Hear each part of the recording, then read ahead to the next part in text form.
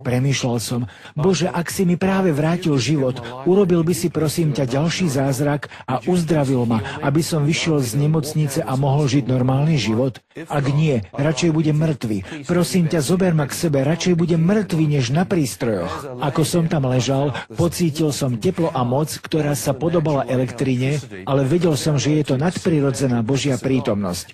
Keď táto moc podobná elektrine prechádzala cezo mňa v postupných vlnách, pocítil som, ako sa uzdravujem a do 4 hodín sa mi vrátila pohyblivosť a cit do tela. Odviezli ma na izbu a nasledujúci deň som odišiel z nemocnice po vlastných, úplne uzdravený. Ja verím v nadprirodzenú uzdravujúcu moc Boha. Keď som prišiel do dediny a uvideli ma miestni rybári, tak si mysleli, že som duch, ktorý sa vrátil, aby ich strašil, a ušli. Niektorí zdvihli proti mne kamene a nazvali ma prízrakom, ktorý sa vrátil, aby ich trápil. Okamžite som získal schopnosť vidieť v nadprirodzenom svete. Pozrel som na ľudí a vedel som o ich živote, čo ich depce a čo sa proti nim chystá. Pýtal som sa Boha, čo sa to deje? Odpovedal, vidíš ľudí v novom svetle, neodsudzuj ich. Ja ich chcem uzdraviť a oslobodiť z útlaku temnoty, ktorá ich trízni. Chcem ich vidieť slobodných a privedených do môjho svetla. Spýtal som sa, kým som sa stal a čo sa so mnou deje. Nebehám už za ženami, nemám chuť na žúry ani opíjať sa. Každý kúsok zo mňa túži žiť čistý život. Je to radikálna zmena. Čo sa to so mnou stalo? Odpovedal, si znovu zrodený kresťan. Modlitba v sanitke ti zachránila dušu. Ja mu hovorím, čo mám teraz robiť? Povedal, čítaj Bibliu. Ja na to, ani neviem, čo to je znovu zrodený kresťan a Bibliu som nikdy nečítal. Povedal, tvoj otec má jednu.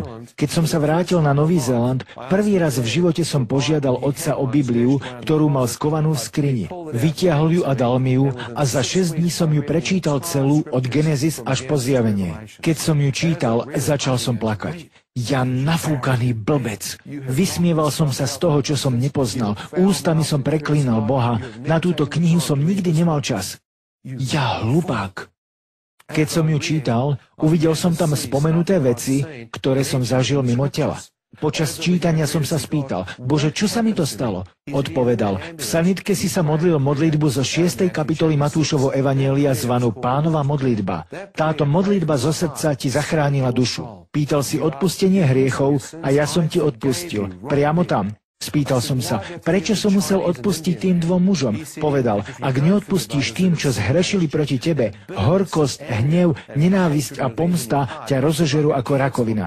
Ak odpustíš tým, čo ti ublížili, ja môžem prísť a uzdraviť tvoje zlomené srdce. Je to v Matúšovi 6.14. Musíš odpustiť tým, čo ti ublížili. Na kríži som odpustil tým, čo križovali môjho syna, keď prosil, Bože, odpusti im, lebo nevedia, čo robia. Spýtal som sa, ako si sa stal môjim pánom?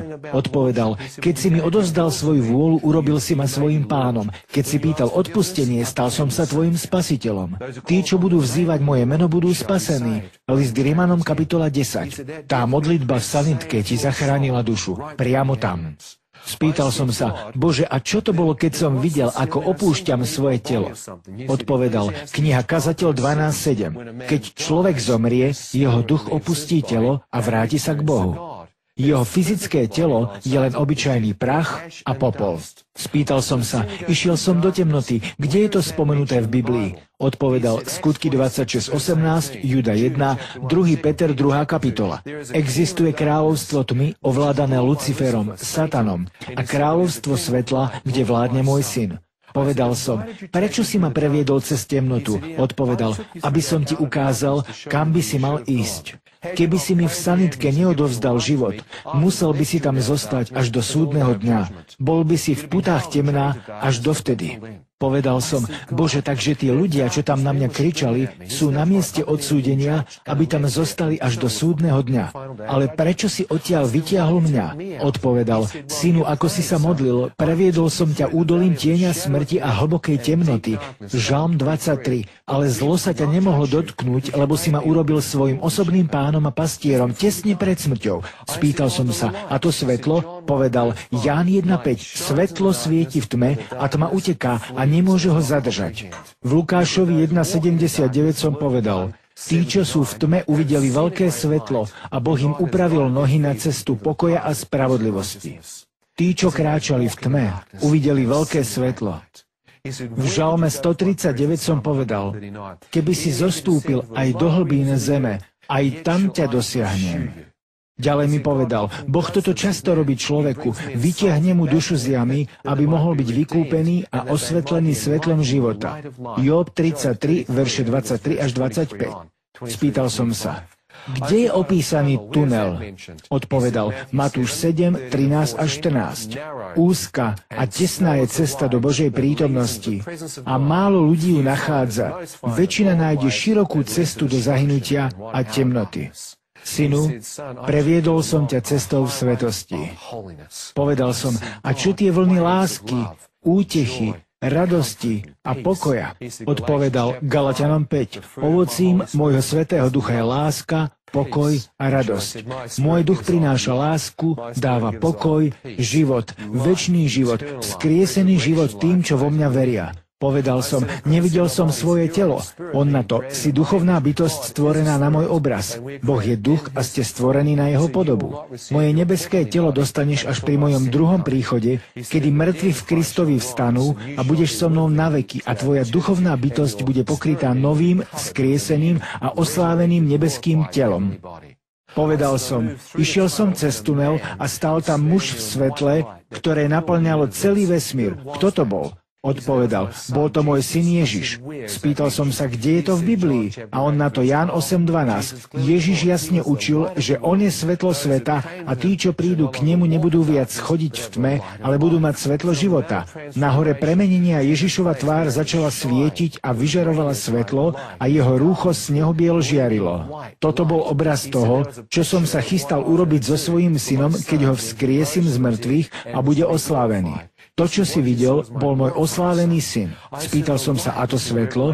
Odpovedal Zjavenie 21.23. Svetlo obklopujúce Ježiša, ktorý je svetlo sveta, je také jasné, že v novom nebi a novej zemi nebude treba svetla slnka, mesiaca ani nejakej lampy.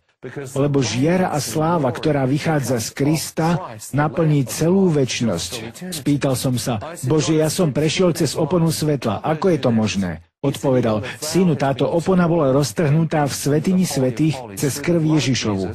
Cez jeho obeť ste vošli do svätyne a hladíte na jeho slávu a podobu. 2. Korinťanom 3. kapitola. A váš vnútorný človek sa mení zo slávy do slávy. Môžeš vidieť jeho postavu a slávu, ale nemôžeš vidieť jeho tvár. Opýtal som sa, prečo? Odpovedal, nikto nemôže vidieť Božiu tvár a zostať nažive. A ja na to, keby som videl jeho tvár, uvidíš ju len vtedy, keď vkročíš dnu a zostaneš vo večnosti. Zjavenie 22.4. Uvidíme ho tvárou v tvár vo večnosti. Povedal som, Bože, on sa otočil na bok a potom odstúpil. Odpovedal, môj syn jasne učil, že on je dvermi života, dvermi svetla, dvermi golciam. Ján 10, verš 7 a 9. Tí, ktorí vojdu cez neho, budú spasení, vojdu a výjdu a nájdu zelené pastviny. Povedal som, bolo to ako dvere, ako okno do večnosti. Odpovedal, áno, na konci tunela sú dvere svetla a nič nečisté, nič z tmy tam nemôže vojsť. A ak nie si môj, nemôžeš tam vstúpiť. Nejde mi o slová, ale musí to byť zo srdca. Ja poznám srdce človeka. Mnohí ma uctievajú perami, ale ich srdce je ďaleko odo mňa. Len ak mi dáš svoje srdce, čo je najväčšie prikázanie, milovať budeš Boha celým srdcom, celou dušou, celou silou. Ak to neurobíš, nemôže sa znovu zrodiť. Musí to ísť z tvojho srdca, z tvojho ducha, nie z tvojej mysle. Nie je to intelektuálny súhlas, je to túžba srdca uctievať ma. Povedal som, Bože, ustúpil si a videl som novú zem. Odpovedal 2. list Petra 3, 10 až 18. Pripravil som nové nebesia a novú zem pre tých, čo ma milujú. Ježiš povedal, idem vám pripraviť miesto. Ak by to tak nebolo, nepovedal by som vám to. Povedal som, videl som rieku. Ona to rieka života. Povedal som, videl som úplne novú planétu. Odpovedal, Jan, to je určené tým, čo ma milujú. Tá stará zem a nebesia sa pominú v spalujúcom ohni. Prírodné živly sa rozplynú, ale tvoj duch prejde cez ten oheň a vojde do slávy. Spýtal som sa, keď som sa obzrel, kto boli tie tisíce ľudí, čo som videl? Odpovedal 2. Peter 3.9. Chcem, aby nikto nezahynul, ale celé ľudstvo prišlo, aby ma spoznalo. A každý muž, žena a dieťa mali možnosť poznať moju bezpodmienečnú lásku a prijatie.